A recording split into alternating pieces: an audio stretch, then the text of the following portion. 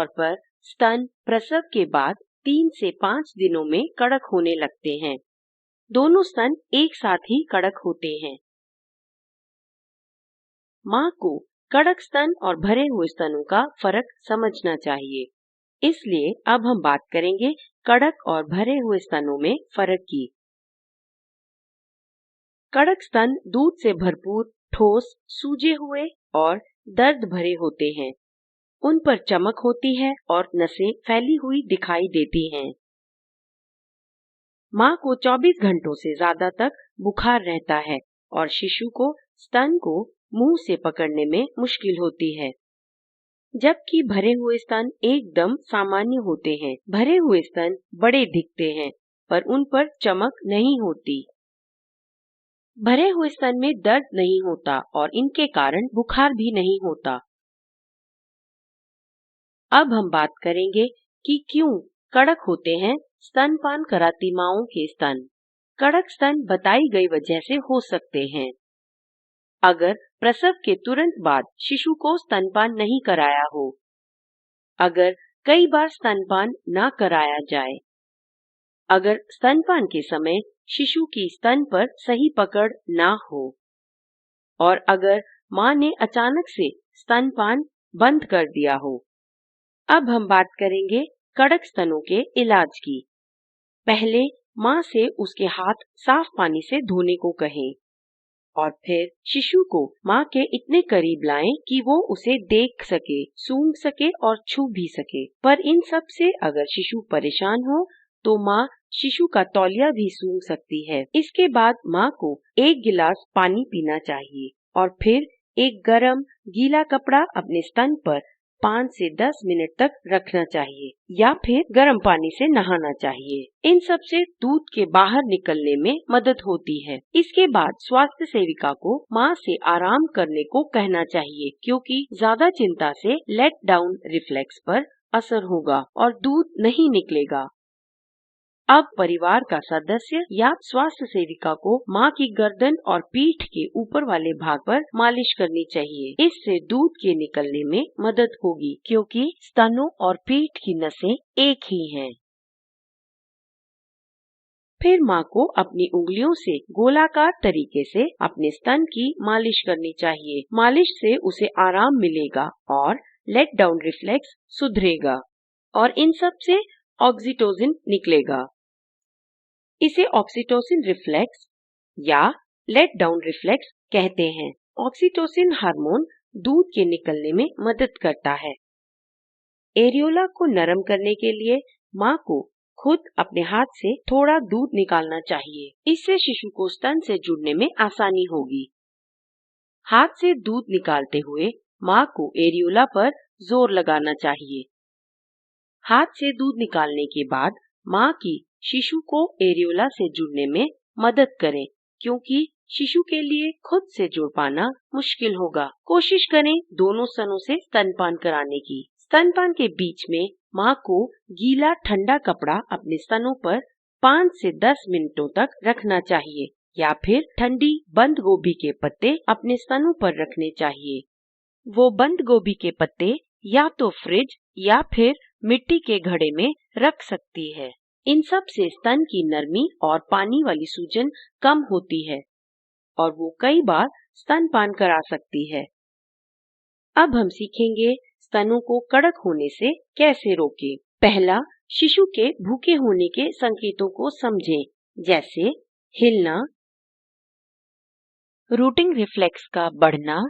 Routing reflex में शिशु अपने गाल या मुंह को छूने वाली हर चीज की तरफ अपने सर को घुमाती है, उंगलियों को चूसती है और कुछ देर के बाद रोने लगती है। जैसे ही शिशु भूखे होने का संकेत दे, उसे दूध पिलाएं। उसके रोने का इंतजार ना करें। ये पक्का कर ले कि स्तन पर उसके मुंह की पकड़ सही है और वह अच्छे से पी रही है। याद से पहले एक स्तन को पूरी तरह खाली करके ही दूसरे स्तन से पिलाएं। अब हम स्तनों की ऐसी स्थिति की बात करेंगे जिसे मस्टाइटिस बोलते हैं। इस स्थिति में स्तन का एक हिस्सा लाल, सूजा हुआ और कड़क हो जाता है माँ को बहुत दर्द और बुखार रहता है, जिससे वह बीमार महसूस करती है। कई माँओं को पहले 6 हफ्तों में मास्टाइटिस होता है, पर ये स्तनपान के काल में कभी भी हो सकता है। कभी कभी इसे कड़क स्तन भी समझा जाता है, मगर कड़क स्तनों के दौरान दोनों स्तन पूरे के पूरे कड़क होते हैं, जबकि मास्टाइटिस में सिर्फ एक ही स्तन के कुछ भाग पर असर होता है। मास्टाइटिस एक कड़क स्तन में हो सकता है या फिर बंद नली के जैसा भी हो सकता है। अब हम बात करेंगे उन बंद नलियों की जिनका इलाज न करने पर उनमें मास्टाइटिस हो सकता है। बंद नली ऐसी स्थिति है जब स्तन में से दूध ना निकाला जाए।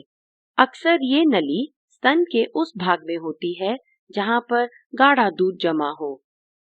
इस वजह से गांठ हो सकती है। ये गांठ नरम होती है, पर इसके ऊपर की चमड़ी लाल होती है। बंद नलियों और कड़क स्तनों की वजह से दूध का बहाव ठहर जाता है। जब दूध स्तन के किसी भाग की बंद नली में या फिर कड़क स्तन में ठहर जाता है तो उसे स्टैसिस कहते हैं। ठहरे हुए दूध को ना निकाला जाए तो स्तनों के ऊतक में सूजन हो सकती है, जिसे बिना इन्फेक्शन वाला मास्टाइटिस कहते हैं। पर कभी कभी स्तनों में बैक्टीरिया का इन्फेक्शन हो जाता है, जिसे इन्फेक्शन वाला मास्टाइटिस कहते हैं।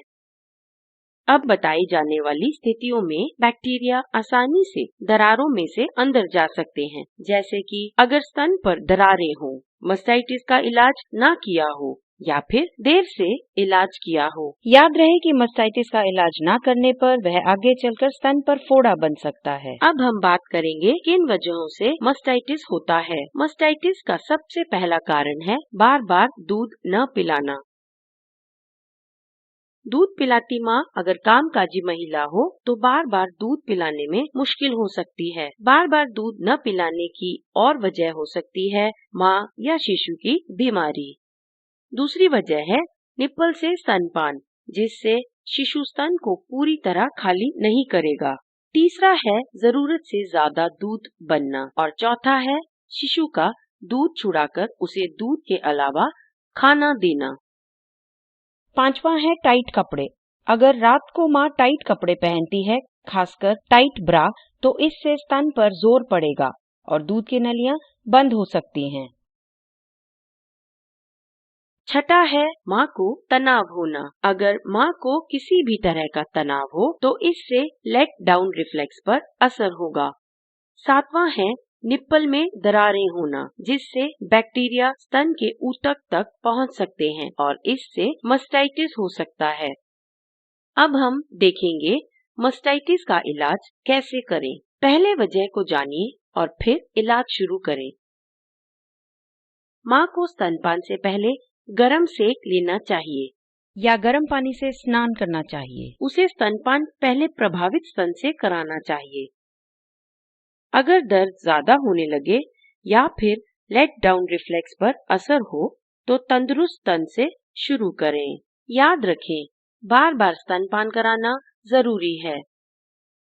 अगर जख्म निप्पल या स्तन के काले भाग पर नहीं है तो माँ उसी स्तन से स्तनपान करा सकती है।